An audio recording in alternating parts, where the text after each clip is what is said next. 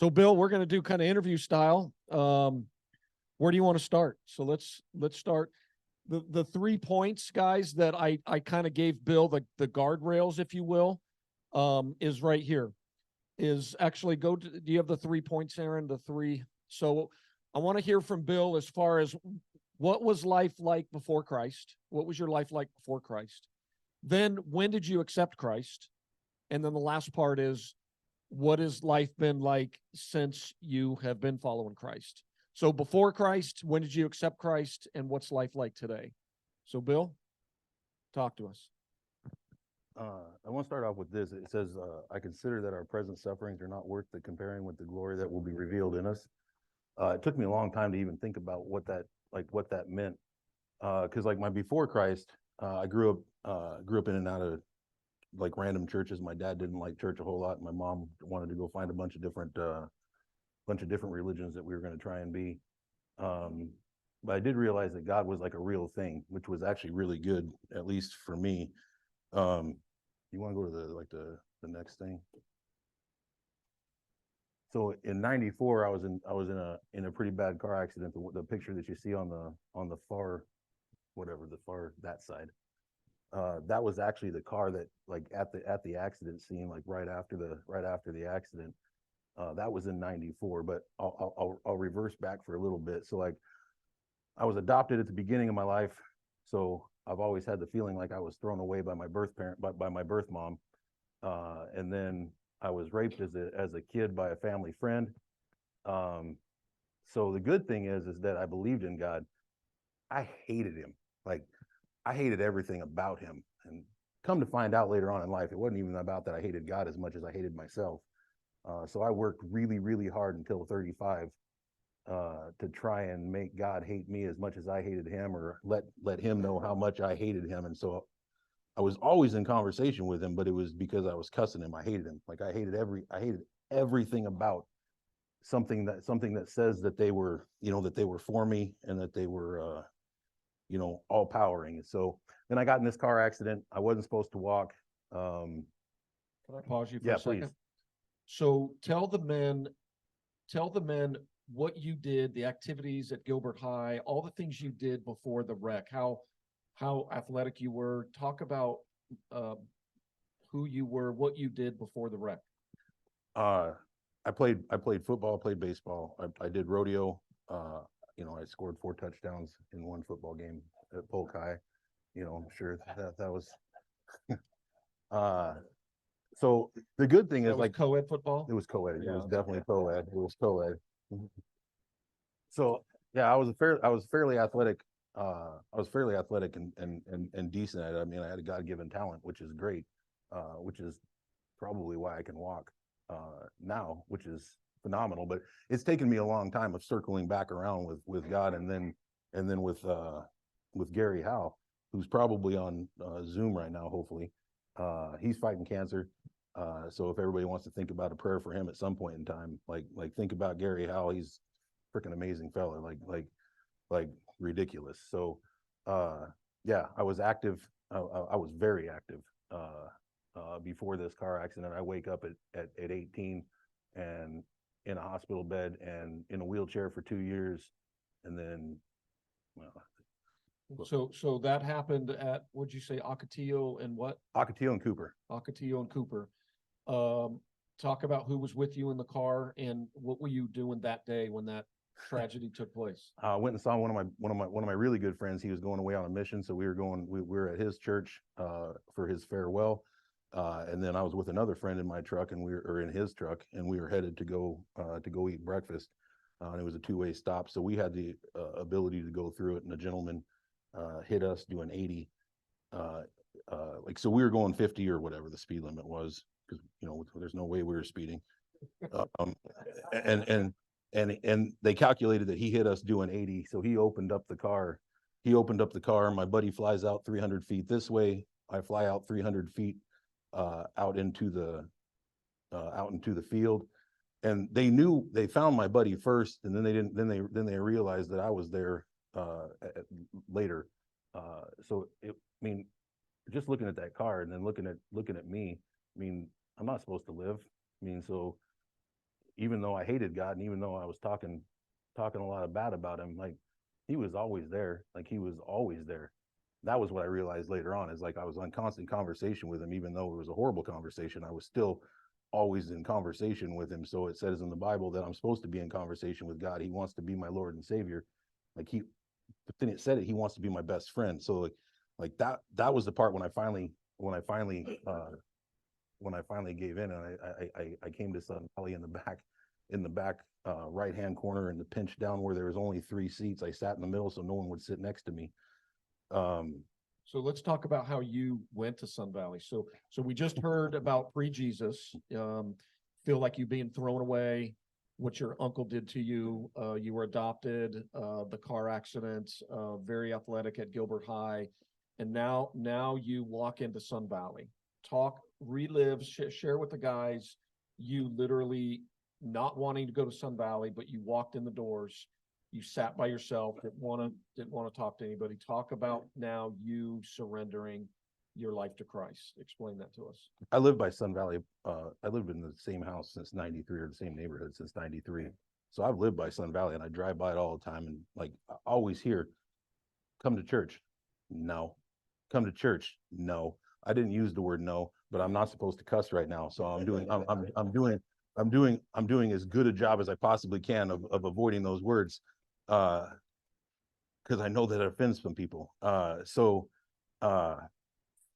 one point in time, like my dad told me not to come up to Flagstaff, which was funny because my dad never tells me not to come to his house.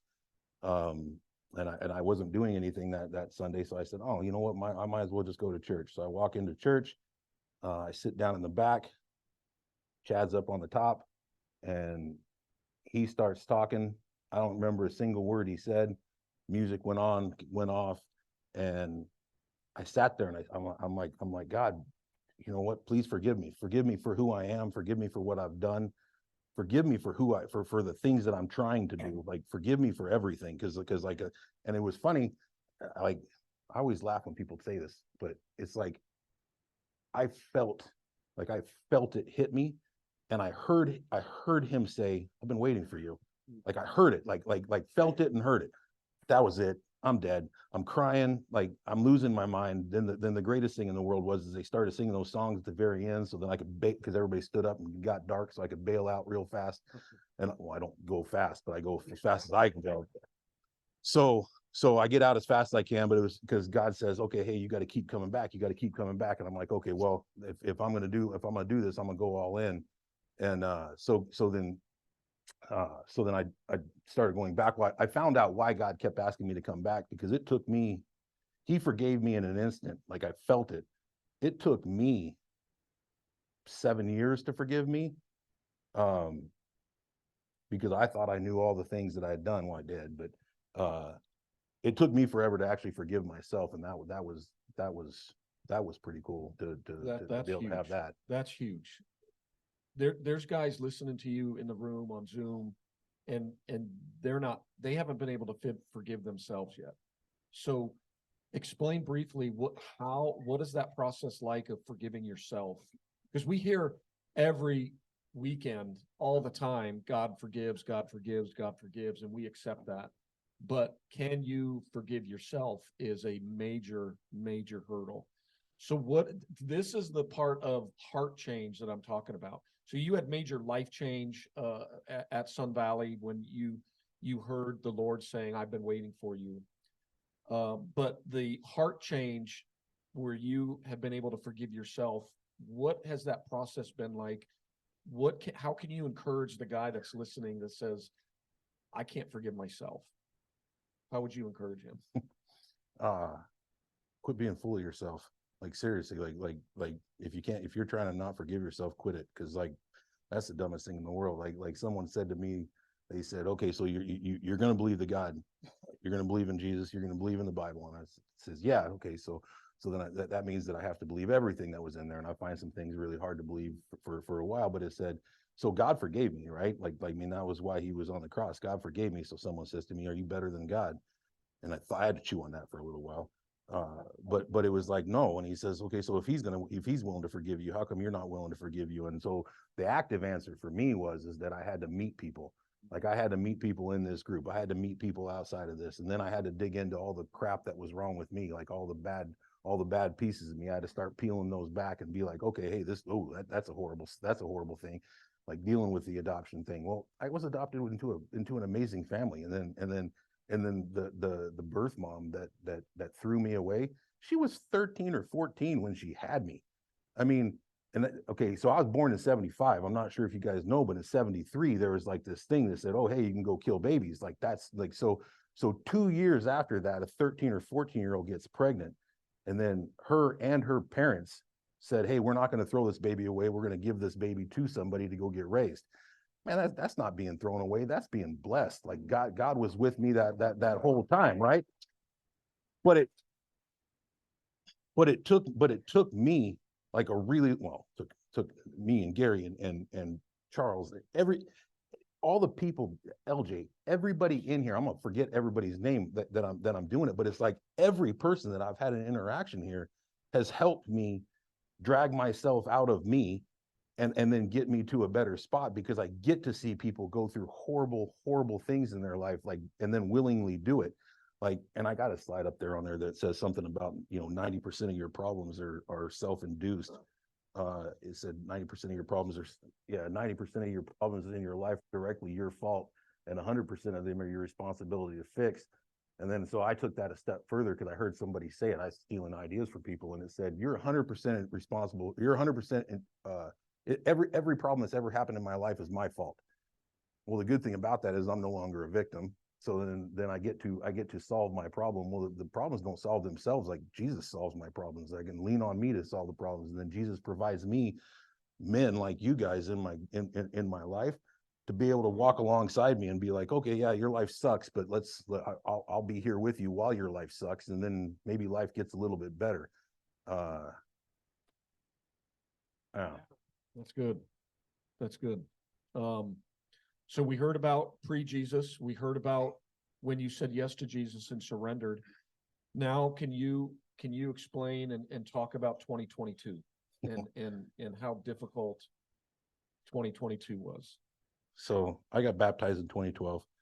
One of the greatest time of my life. 3/4/12. I got baptized, and then I got mad at God again. And I threw the certificate away because I thought he was a jerk. Hold on. Now this is funny. This is funny because around this time I'm encouraging Bill and I'm loving on Bill and all this stuff, and he tells me, like, I'm gonna get all bitter. He was like, yeah, Sun Valley gave me a certificate of baptism and I threw that thing away, Bobby. And I'm just like, that's a piece of paper. Like, what are you trying to accomplish here? Like, who cares? It's a certificate. And he was like, oh, I thought it like meant something. I'm like, no, it's a piece of paper, bro. It's a piece of paper. And so, but that's kind of the struggle, the highs and lows of, of walking with Jesus and how it's difficult. So anyways, yeah, I just had to pause the guy and give them more context of you throwing away a piece of paper like a big deal, bro. It's not that big of a deal. Yeah. But yeah, we can print it out again.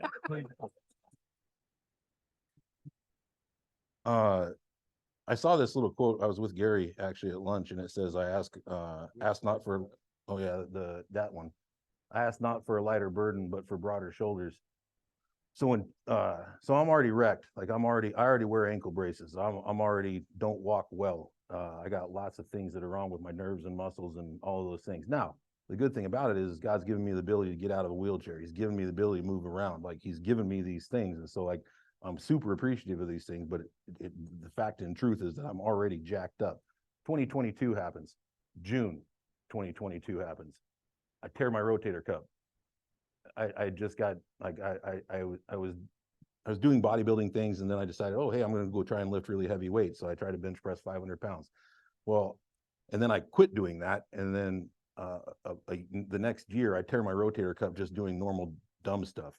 So I tear my rotator cuff. That's June. I start going to see a physical therapy, and she's like, blah blah blah. And then I tore my ACL hunting in December of 22. And I didn't really feel the consequences of it until right after June. My knee started to hyperextend when I was walking. So I'm like, oh man, I got to do something about this. So then I was already going to see the physical therapy for my shoulder. My ACL's torn. I go see the doctor and he says, oh, I'm not going to do surgery on your knee because your gait, the way that I walk already, is retarded, and you're fat. And I'm like, okay, so I'm fat and retarded, and now you're not, and now you're not gonna work on my thing. But that was the thing, like I like when people talk truth. Like I really I like when people say the truth to me, like I don't care how bad it hurts. Like I like the fact that someone's gonna say the truth to me, because I don't want, like, when my life sucks, I don't want someone to say, oh, your life's great. Like, shut up. Like on a serious, so then uh, so then in October, I'm hunting with somebody and I tear my quad. So I tore my shoulder, I tore my knee, and I tore my quad, like all in the same year, and I'm already hurt.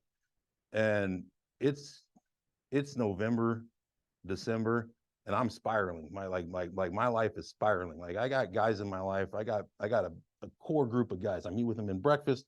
I got a core group of guys that like keep me above water in most of my life. But I was spiraling because I'm like, okay, because I'm crawling into the shower, like truly at the house. I'm crawling into the shower and out of the shower.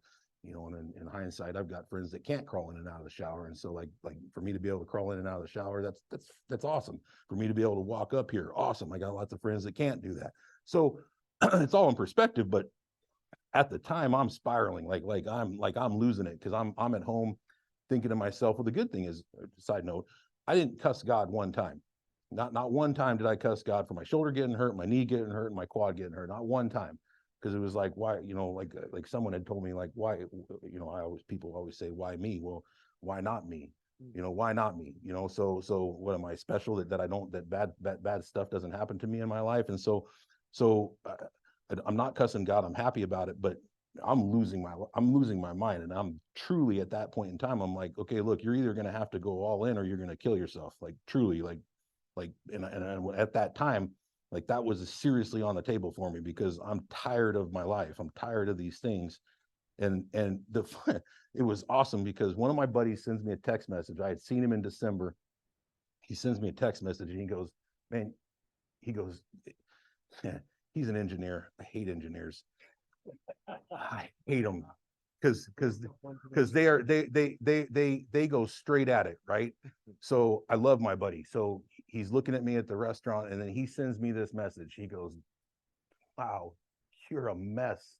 Because I was a train wreck, like not only physically but mentally. Like I just wasn't right. And the words that I typed back to him was just me parroting what I knew that I needed to say. I didn't believe him. Like I didn't believe those words, but I knew I needed to say them, if nothing else, to make him feel good. But I knew I needed to feel those, because I knew that if I was going to do something, it was going to be that. And then so I don't know. It was about January. I get a conversation from Randy Ross, and he and I had a conversation before this, and it was awesome because Randy sends me this text message saying, "Hey, I'm praying for you." Man, nothing burns me more than someone saying, "Hey, I'm praying for you." You know what? Just shut up. And I get it, because I truly love it, because when I say I'm praying for somebody, like I mean it. Like I mean it. Like, hey, Kelly, I'm praying for you. Like I'm not being sarcastic. Like I'm truly praying that your life, like whatever is wrong, I'm praying for it. I talk to him all the time about stupid Spanish. It's awesome. Um, but it's like I mean it when I say it, but when someone says it back to me, I'm like, just shut up. So then he goes, no, I'm praying for you. He goes, and then he sends me a picture of a note that's on his desk that truly says, that for Bill to keep pounding the rock every day. Well, he and I had just had a conversation, I don't know, a month before that, where I said, like, I was a stupid kid. I was an only child. And so I go take a hammer out and go bang rocks. And I'm like, okay, well, you bang a rock for like 50 times, 100 times, 500 times, 600 times. And you look at the rock and you're like, nothing's changing. Nothing's changing.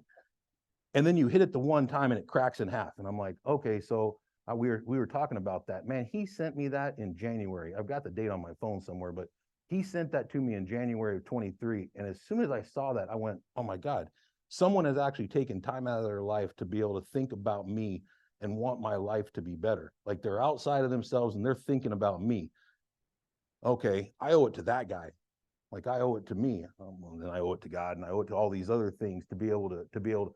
So literally from that moment, like my life, like, or my attitude, my life wasn't changing, but my attitude changed in the sense of, okay, I'm gonna do whatever it takes to go all in on this. So basically, from 22 to January of this, like my life was in a spiral spin down. So that's with God. So my life, it only took a few months really for my life to go to absolute hell and then come back out uh, with God. Without God in 94, I wasted from 18 to 35. Like my life was absolute trash, rubbish, trash, was absolute trash. So I wasted that much time of my life to try and get myself to a position. So you say, what's the difference between with God or without God? Time. Like absolute saved me like 20 years of my life to not spin myself out of control. Like, so, I mean, we don't have much time. Like we're here only here for very, not very long. And so God saved my life. God saved my time. People saved my life. Like every freaking guy in here is like saving my life in the sense of like we come here, like that's like, to me, that's insane. And then the grace that I have has changed. Let me while you look for whatever you're going to say next, let me tell you about the conversation I had about when he tore his quad, his ACL, and his rotator cuff. I don't know where we're at. We were at a restaurant or maybe his house, and this was when Bill was spiraling, and Bill was not doing good. And I could tell because you can tell when a guy's not doing well. His attitude is different. And Bill looks me straight in the eye, and he's like, "I'm this close to a wheelchair because I have limited mobility with my legs. Now I got no mobility with my right arm. I'm right-handed." And he was like, "Bill McCance doesn't get in no wheelchair." He goes, "I will get in a wheelchair and roll myself off a cliff, and I will graduate." And he was serious. And I didn't find much humor into it when he was talking about suicide. And that's when that's when I was like, this man needs help, and we need to rally around him. And because it was real, he was just being real. This is the most real dude, and you guys who really know him, especially you guys back there, this dude is so real. He was like, Bill McCance does not get in a wheelchair. I will not get in a wheelchair. In fact, I recall you telling the doctor, you telling us about when the doctor said, "Yeah, you're not going to live. You will never walk again." Bill dropped a pretty major expletive to the doctor saying, "That's not true." So that's my version of him swearing at the doctor. And there was a "you" after it. And he basically said, "Blank you, I am going to walk again." And so, anyways, that him, you go going through his shoulder and his knees and his quad, was him basically saying, "I am not ever going to be in a wheelchair, and if I am in a wheelchair, it's over with." So that's kind of another side story of what 2022 was like for him and just recovering. So anyways, I just wanted to throw that in there as far as that was real, and that's the highs and lows. And this is why isolation, man, is not good, because when he told me when he's isolated and he's by himself, bad thoughts and bad actions and bad things are starting to rear its head. And he has guys like LJ and Charles and Randy and me in his life to be like, "No, dude, come on, we got you." And that's that's the best part is being able to have guys like in the group that are for me, that won't let me get too low, that won't let me get too. I'm Bobby in the back, like truly, like I can look around this room and look at tons of guys, like every guy that I've ever had a talk with, I've ever had an interaction with. Dude, seriously, guys, if you guys don't have guys like right now that that you can call or that are calling you about your life, quit it. Like seriously, like go talk to somebody. Like go talk to somebody here. Go eat lunch. Go lie to each other about something. But just go have fun. Go make fun of each other. Like that's one of the best things in the world. Is like when my life is horrible and someone just laughs at me for something. Okay, all right, it's not that bad. It reminds me. So then the one, what was it? It's the Bible verse one, the one that's like yeah, that one right there. So it says that this to me sticks out a lot. It says that the Lord is my shepherd, I lack nothing. He makes me lie down in green pastures. He leads me beside quiet waters. He refreshes my soul. He guides me along the right paths for his name's sake. Even though I walk through the valley of the shadow of death, I shall fear no evil, for you are with me. You are my rod, my staff, and they comfort me. See, I always, when I read that beforehand, I was like, oh, okay, cool. So like when I'm in the valley of death, he's going to help me out. I think life is the valley of the shadow of death. I think the minute I wake up, I think I'm in the valley of the shadow of death. But then the Lord provides me green pastures. He provides me friends. Like he provides me places. Like he provides me a breakfast place where we can all laugh at each other. We can all make fun of each other, but then we know that we're there for each other to be able to this group. There was a point in time in 22 where even just coming here, that was all that was getting me through the week, was just knowing that I was going to be able to come here and I was going to be able to hang out. So I had to just make it through the week to be able to get to here. And then I've got guys that are on the phone with me all the time, picking me up and just laughing at me or making fun of me or doing something, and just the whole thought. And then seeing Daniel at the door all the time, like being honestly like that's a vision to be able to be like, that's great to come here and see that there's guys that actually give a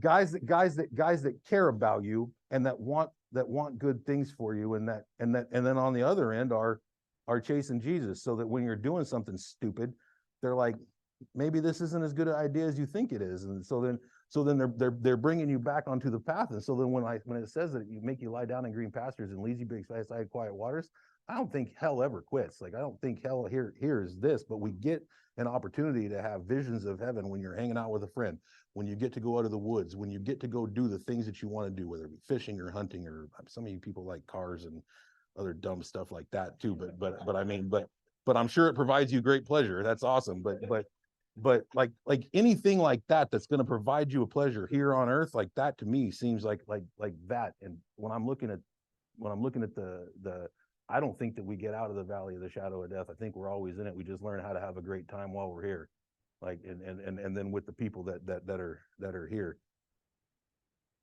Yeah. So, man, you've seen what was Bill's life like before Christ, when he accepted Christ, and what it's been.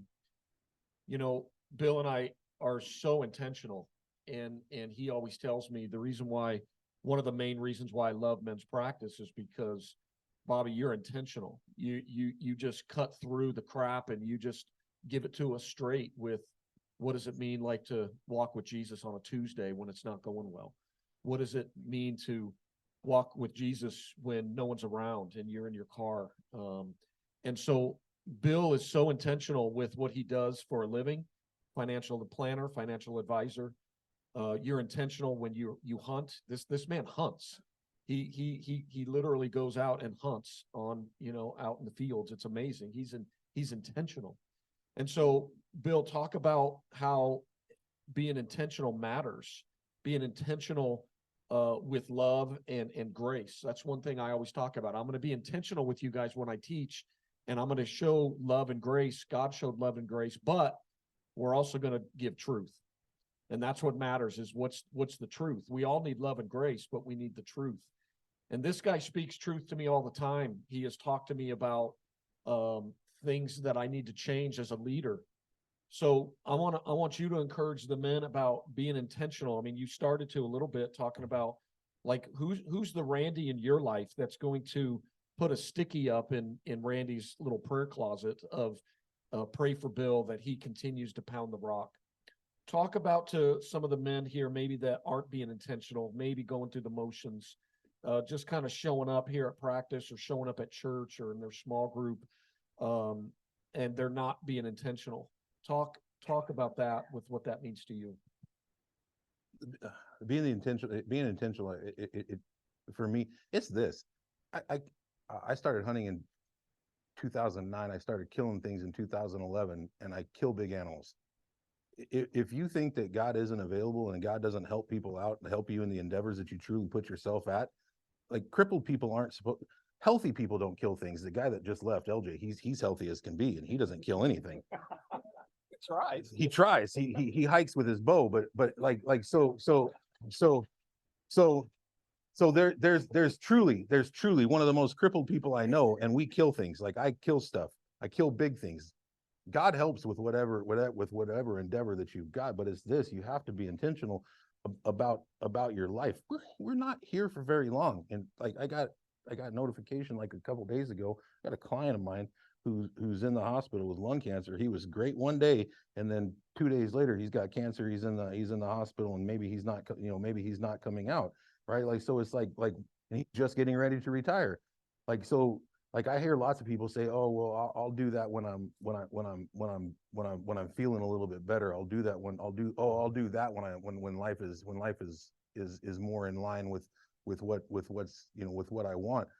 Man, if I waited until I got healthy to go hunt, if I waited to get if I waited to get in better shape before I went to the gym, like that doesn't work out very well. Like you need to get after whatever it is and make a plan in your life. I mean, it's the same thing. You guys are already planning on making your life better. You're coming here to follow Jesus. You're coming here to learn from other men. You're learning how to get your life better. Well, put some plans down. Like actually put an action plan down. How am I going to be a better husband? How am I going to be a better wife?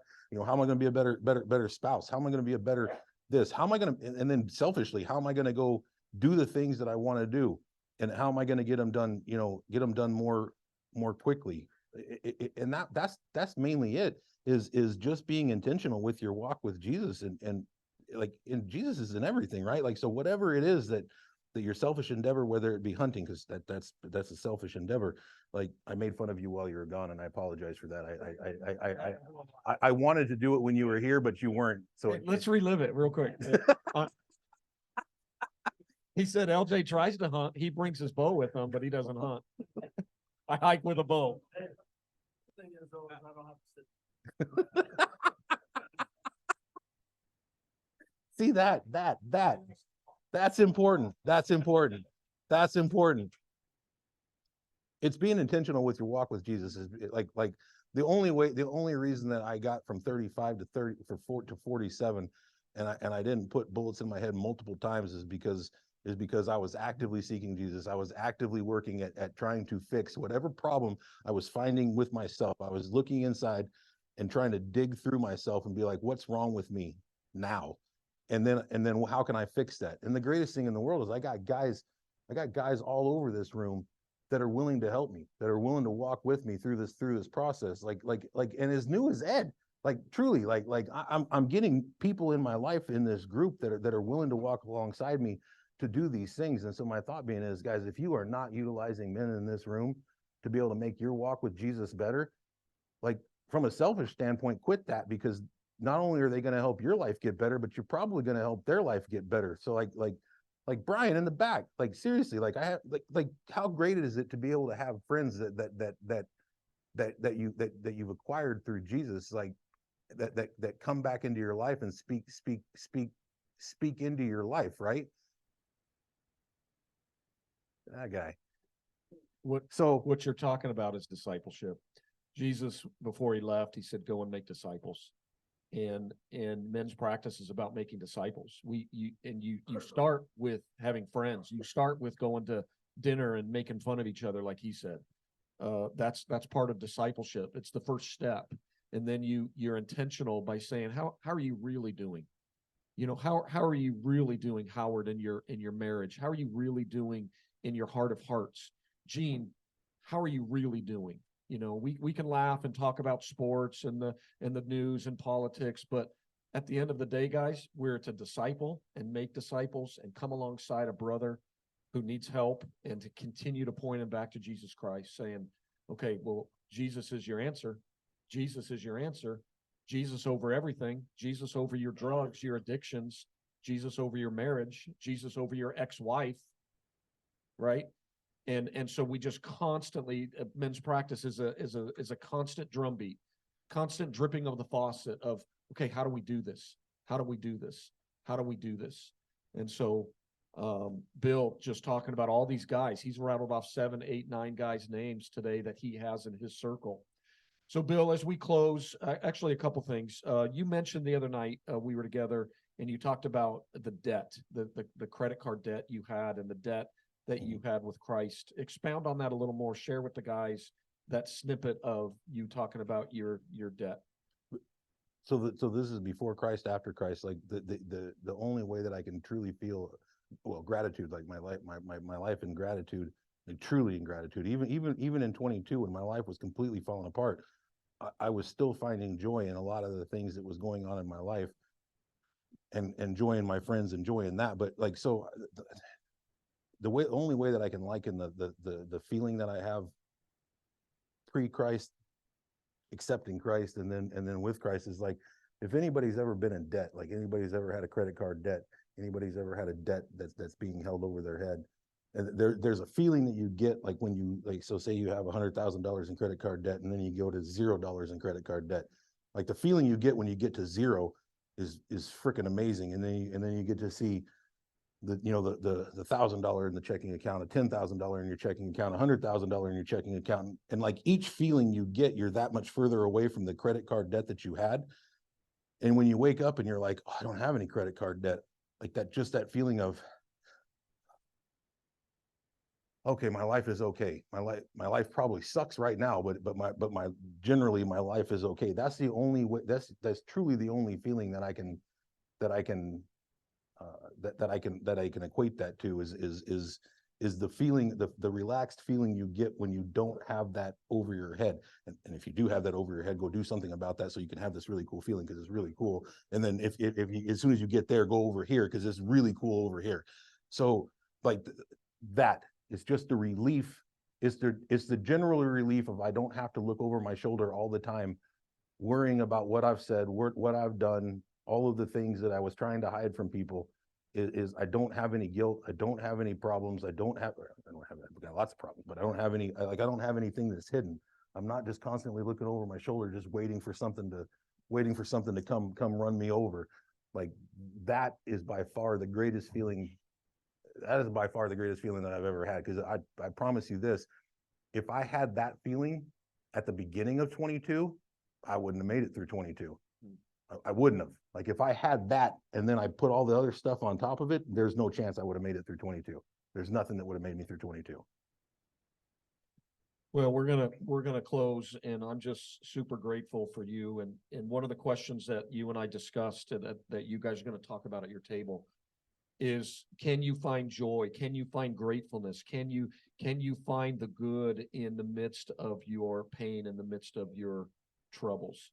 And so that's one of the questions the guys are going to tackle. But put a bow on this, and talk about how you've been able to find joy and gratefulness and gratitude in the midst of your struggles.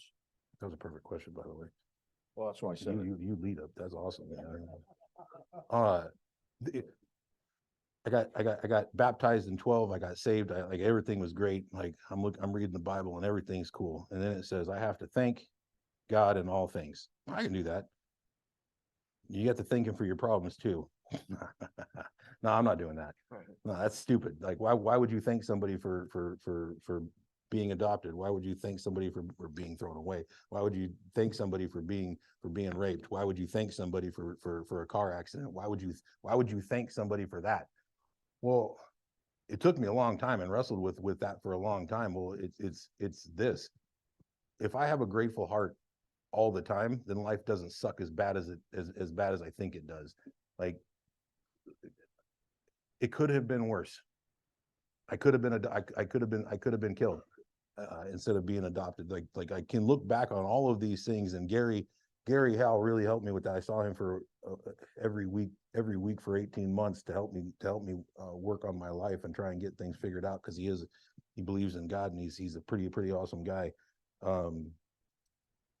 But learning how to look at something differently, even if it's not like it's this. If you sit in the same seat all the time, you're going to see the same thing all the time. So you have to move your seat to be able to get a different vision of whatever it is, right? And so like if I want to be successful in my life, like all the bad stuff in my life is still going to be there. So I just have to be able to look at it differently and figure out how to be like, okay, well, it could have been worse, or whatever the thought process is about whatever your problem is just that. Is being intentional about that. But then it's truly like being grateful for everything in life. And then honestly, the fact that God was with me in all of these things, I can be thankful for that. And you know what? Bad stuff happens. Life sucks. Life is a baseline. It's hard. So if the expectation is that, and then you have the thought process of, I'm going to be thankful in all things, man, I don't know that my life or my attitude could be any better if I'm thankful in all things, even for the bad things. That's good. That's good. Well, let's give it up for Bill. Bill.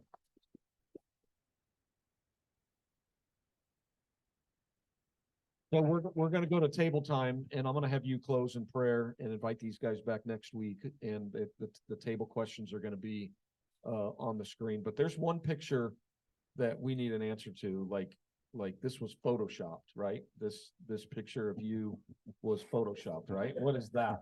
Talk to us about that. That was actually 2 weeks after I got baptized. Like I had read in the Bible that my body was that your body is your body. What is it? It says your body is the church. Your body is a temple. It's you're the representation of Jesus Christ. You're the representation of these things. And so I took that to heart, like while I was preparing to get baptized, because I wanted to get baptized, and I waited for like a year to get it done, because I wanted to prepare my body. I wanted to prepare not just my mind, but my body to be. That was that by far that picture right there represents like how my mind was at the time. Like I was preparing to be baptized. Like I was preparing for that. Like I was pretty excited about the fact that that I was going to start a new life. I was going to start a journey with God, as opposed to hating God. And I mean, he was still with me and didn't care, to be quite honest with you, that I was cussing him, which was great. Yeah, it was truly just for me. Like, I mean, other than being embarrassing, like that picture just truly represents like me preparing to get baptized and me preparing for my for the new journey of life. Life change, heart change. Yeah. Heart change. Yeah, I think you also told me, I want to get baptized with no shirt on. Yeah. Yeah. And they wouldn't let me. Anyways, well, guys, being real, being authentic, having a brother in your life when 2022 happens, like in his situation, when a car accident happens, when it's not fun, when it's hard, who's that brother in your life? So, Bill, I'm going to have you close us out, invite these guys back next week, and then guys go to these questions and answer them, be real, like Bill was real, and we'll go from there. Close us out. Thank you, Father, for the gathering of friends. Thank you for this opportunity to serve in your name, and thank you for this opportunity to learn how to suffer for your name, to do the things that you need to do, to be the friend that you need to be for someone else. Because even if you think you don't need a friend, maybe someone needs you to be their friend. I look out amongst this group of strong men that are going home, and they're raising their family better, and they're raising their life better, and they're talking to their neighbor better. The thought being is Jesus, we need you all the time. We need you all the time. I pray for every one of these men that they go back and think about the things in their life that they need to work on for themselves, that they need to improve in their life, so that they can be a better man for themselves, and that they can be a better man for their brother here in this room, and then obviously for the family members that are outside of here. Thank you for your time, Jesus. We pray these things in your name. Amen.